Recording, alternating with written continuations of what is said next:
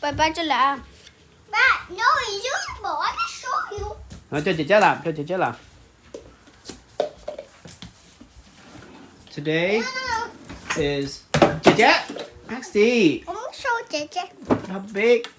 Annika's trying the water for the first time. Whoa. 5/27/22. No. What's so cool? Creek House, new fridge.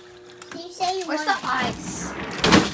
You know Nó what? ra No ice. mới gắn à? No. Từ từ nó lạnh rồi nó mới ra được. Ba dẫn rồi. First drink.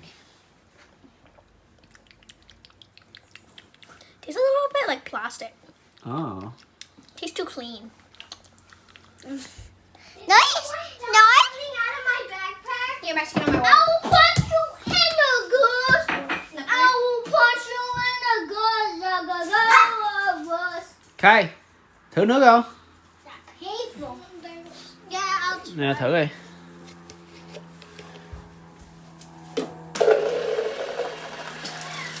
Back from an angle, it kind of looks like it's peeing in there.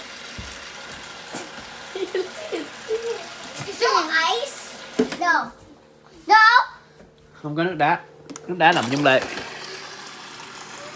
Ba, tại sao ba không có bỏ put in the ice? Nói chung nó ra ở dưới đây. Ok, đổ vô cây đi. Nước đá chút nó ra ở đây nè. Cái này là ice nè, ở đây nè. Phải có cái scooper.